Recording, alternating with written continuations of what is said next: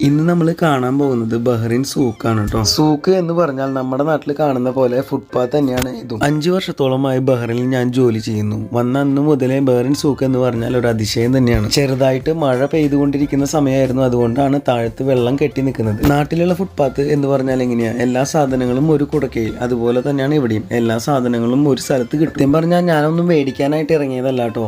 ഇത് വീഡിയോ പിടിച്ചിട്ട് എങ്ങനെയാണ് ബഹ്റിനിൽ വരുന്ന സൂക്ക് എന്ന് നിങ്ങൾക്ക് കാണിച്ചു തരാൻ വേണ്ടിയിട്ടാണ്. 2 ഷോപ്പുകൾ സാധനങ്ങൾ റോഡിലേക്ക് ഇറക്കി വെച്ചിട്ടാണ് ഉള്ളത്. അതുകൊണ്ട് തന്നെ നടക്കാനായിട്ട് ചെറിയൊരു ഗ്യാപ്പ് മാത്രമേ ഉള്ളൂ. ബഹ്റിനിലെ സൂക്കിന് ഒരു പ്രത്യേകതയുണ്ട്. മെയിൻ റോഡിൽ നിന്ന് ഉള്ളിലേക്ക് കയറി കഴിഞ്ഞാൽ പിന്നെ പുറത്തേക്ക് ഇറങ്ങാൻ നല്ല പാടാണ്. എല്ലാവിടെയും ഒരേപോലെ തന്നെ കാര്യങ്ങൾ വരുന്നത്. വഴി മനസ്സിലാക്കാൻ പറ്റാത്ത തരത്തിലാണ് ഇവിടെ ഷോപ്പുകൾ പണിത് വെച്ചിരിക്കുന്നത്. അതുകൊണ്ട് തന്നെ ഉള്ളിലേക്ക് കയറിയാൽ ഞാൻ നേരത്തെ പറഞ്ഞ പോലെ തന്നെ പുറത്തേക്ക് ഇറങ്ങാനായിട്ട് വഴി കണ്ടുപിടിക്കേണ്ടത് തന്നെ വരും. ഇവിടുത്തെ ഒരുവിധപ്പെട്ട പ്രൊഡക്റ്റ് എല്ലാം ട്രഡീഷണൽ ടച്ച് ഉള്ളതും ഹാൻഡ് മെയ്ഡും ആണ്. ഈ ഒരു പ്രൊഡക്റ്റ് ഒക്കെ നോക്കി നടക്കുമ്പോൾ നമുക്ക് കുറച്ചു നേരം നോക്കി നിൽക്കാനും മേടിക്കാനൊക്കെ തോന്നും. ഇതുപോലത്തെ ഹാൻഡ് മെയ്ഡ് സാധനങ്ങളൊക്കെ ഷോക്കേസിൽ വെക്കുകയാണെങ്കിൽ ഷോക്കേസ് അടിപൊളിയായിട്ട് തിളങ്ങും. എൻ്റെ കയ്യിൽ അത്രയൊന്നും ക്യാഷ് ഇല്ലാത്ത കാരണം ഞാനൊന്നും മേടിക്കാൻ തന്നെ പോയില്ല.